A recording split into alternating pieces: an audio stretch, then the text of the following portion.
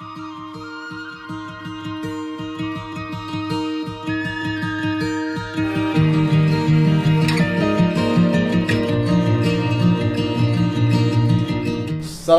warahmatullahi wabarakatuh.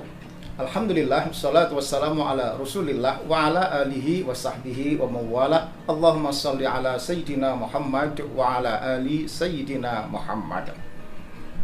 Pemirsa yang kami hormati, puasa kali ini kita harus ibadah di rumah. Tidak perlu resah, monggo mari kita nikmati, kita syukuri, kita lakoni. Senyamang sekalian kita mencari solusi langit out of the box.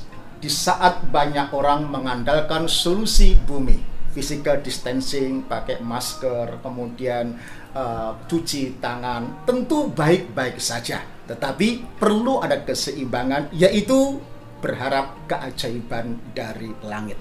Senyampang di bulan puasa, bulan yang penuh dengan ampunan Allah, saatnya kita menjemput keajaiban langit dengan memperbanyak doa, memberi, peduli, dan sedekah.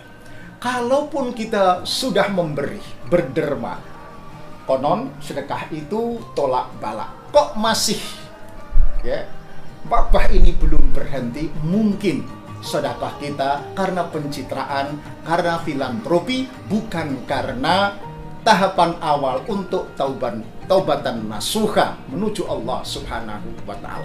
Mungkin banyak kita sudah berdoa, mungkin doa kita kurang yakin, sebagai keimanan kekuatan kita kurang positif.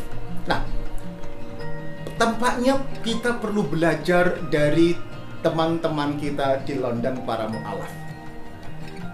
Di poster-poster mereka tampak demikian yakin bahwa pisau tidak membunuh Ismail, ikan tidak memakan Yunus, lautan tidak menenggelamkan Musa, api tidak membakar Ibrahim. Be with Allah, Allah will protect you. Selalulah bersama Allah, maka Allah akan melindungi kamu. Demikian keyakinan mereka. Nah, perbedaan faham yang mempertentangkan ibadah di rumah versus ke masjid mestinya tidak perlu dipertajam, kalau sungguhnya kita hanya berpindah dari sunnah ke sunnah yang lain. Ketika kondisi aman, kita disunnahkan untuk sholat di masjid, tetapi ketika kondisi wabah dan menakutkan, hadis yang lain menyebut sunnah untuk beribadah di rumah. Segi dua-duanya sunnah, tak perlu dipertentangkan secara diametral. Tidak tepat pula membandingkan atau tidak komparabel. Ke pasar, ke ATM bisa, masa ke masjid nggak boleh?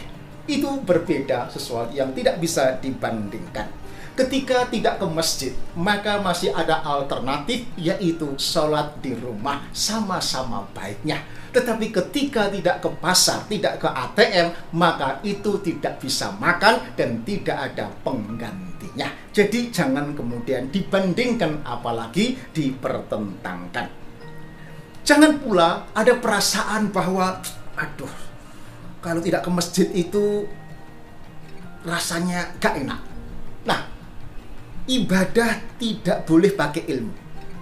Ada aturannya. Jangan punya perasaan gak enak kalau tidak tarawih ibadah ke masjid. Jangan begitu. Kenapa? Ibadah harus pakai ilmu, pakai aturan, tidak main perasaan. Sungguh, ibadah di rumah di kala seperti ini tidak kurang pahalanya. Ketika niat ke masjid, berpahala. Kedua, biasa ke masjid, tetapi tidak bisa ke masjid karena terhalang bencana wabah, berpahala. Menjauh dari kemudaratan, darul mafasid muqaddamun ala jalbil masalih, berpahala. Mengutamakan kemudaratan ketimbang mendahulukan kemudaratan ketimbang mencari kebaikan, itu juga berpahala. Tidak membuat orang celaka juga berpahala. Ikut fatwa para ulama juga berpahala. Jadi banyak pahalanya. Nah, ambil posisi kita. Kalau kita sebagai ulama, silahkan berfatwa. Kalau kita sebagai makmum, ikutilah fatwa. Jangan Orang bilang tengah, ya, tengah itu nggak nurut, yo ngeyel, gitu. Padahal dia bukan ulama. Islam memuliakan kehidupan dan kemanusiaan melebihi ketaatan ritual. Jika sekiranya ibadah kolektif atau jamaah di masjid mengancam kehidupan dan kemanusiaan, Rasulullah SAW memberikan keringanan untuk melaksanakan ibadah di rumah bersama keluarga. Assalamualaikum warahmatullahi wabarakatuh.